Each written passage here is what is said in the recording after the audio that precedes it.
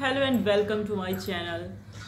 तो जो रजत दलाल और अविनाश के बीच में जो कल फाइट हुई थी ना, जिसका हमने प्रोमो देखा कल, जो जिसको छुड़ाने के लिए 10 लोग लगे थे और उसका असली रीजन समझ निकल के आया है। असली रीजन विवियन नहीं थे। हालांकि प्रोमो में ऐसे दिखाया गया कि जो विवियन है उनकी वजह से ये जो रजत और अविनाश के बीच में जो फिजिकल फाइट हुई है वो उनकी वजह से हुई है, ऐसे प्रोमो में लग रहा था। लेकिन ऐसा है नहीं। अब सामने आई है इसका असली रीजन।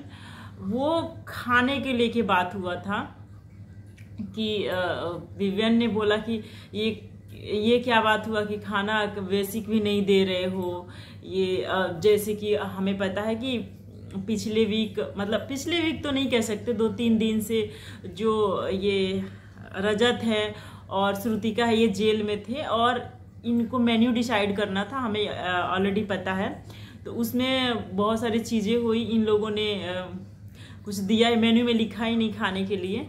तो इस बात को लेके चर्चा हो रही थी। जो विवियन है वो बोल रहे थे कि तुम लोग खाने को नहीं दिए, ये वो बहुत सारी चीज़ें सुना रहे थे, जिसपे रजत भाई से तो रहा नहीं गया। क्योंकि जो पिछले वीक जब अविनाश जेल में थे, जो तब हुआ था, बिल्कुल भूखे ही सुलाया था, वो बात तो सबको याद है। और जब विवियन ये सामने से बोल रहे हैं कि इतना सेंस तो होना चाहिए कि बेसिक राशन दे दें, तो इस बात पे जो रजत भाई हैं उनको गुस्सा आ गया कि तुम अपने टाइम कहाँ थे। तो फिर बहस होने लगा।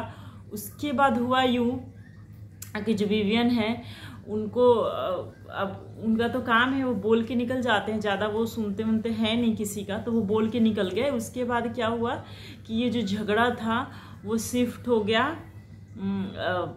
जो विवियन है उन्होंने पिक कर लिया। विवियन के जाने के बाद अविनाश ने पिक कर लिया उस झगड़े को कि तुम ऐसे क्यों बोल रहे हो, तुम फाइट कर, मतलब कि जैसे कि रजत ने कहा कि तुम लड़कियों के सामने ही बोल सकते हो, जो मर्द हैं उनके सामने नहीं बोल सकते, ऐसा वर्ड यूज किया ये रजत भाई ने विवियन को लेके कि तुम सिर्फ लड़कियों से ही बोल सकते हो। हम तुम्हारे बेड पे भी सो जाते हैं तो तुम्हें को वहाँ से चुपचाप निकल लेते हो। अगर वही चीज़ अगर किसी लड़की ने करा होता तो तुम बोलते कि धो बिस्तर ये करो, तो तुम्हारा ऐसा है कि तुम्हारी फटती है। ये चीज़ें बोली, बट जो विवियन है उसने ज़्यादा रिप्लाई नहीं किया, वो चला गया।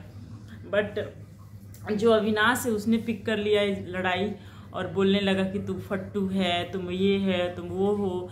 तो जिसकी वजह से जो रजत है उनको गुस्सा आने लगा। ऑफकोर्स उनको अगर कोई फट्टू बोलता है तो उनको डरपोक बोलता है तो उनको बहुत गुस्सा आता है। जैसे कि कल हमने देखा बिग बॉस ने शायरी के बीच में बोला कि रजत डरपोक है, तो उनका कैसा मुंह बन गया था। हालांकि वो डरपोक है नहीं, बट जब बिग बॉस ने बोला तो उनको, अब बिग बॉस को तो कुछ बोल नहीं सकते, रिप्लाई नहीं कर सकते, तो बट उनका मुंह बन गया था। तो वही सारी चीज़ें हुई। अब यहाँ अविनाश ने भी सेम चीज़ें बोली तो उनको तो आ गया गुस्सा और वो चढ़ गया उसके ऊपर मार पिटाई करने के लिए। हालांकि 3-4 लोगों ने छुड़ाया, जिसमें जो ईसा है उसको चोट भी लगी, वो गिर गई साइड से। तो ये उस सब चीज़ें होने के बाद काफ़ी लोगों ने समझाया रजत को कि ये फिजिकल होना सही नहीं है। मतलब कि तुम्हें जो भी लड़ना है, जो करना है, तुम मुंह से बोलो, ऐसे करने की ज़रूरत नहीं है, किसी के ऊपर हाथ उठाने की ज़रूरत नहीं है। इवन उसका जो दोस्त आया है दिग्विजय, उसने भी जाके समझाया कि तुम मुंह से तुम्हें जितना बात करना है करो, लड़ो मत। और उस लड़की को भी चोट लग गई है।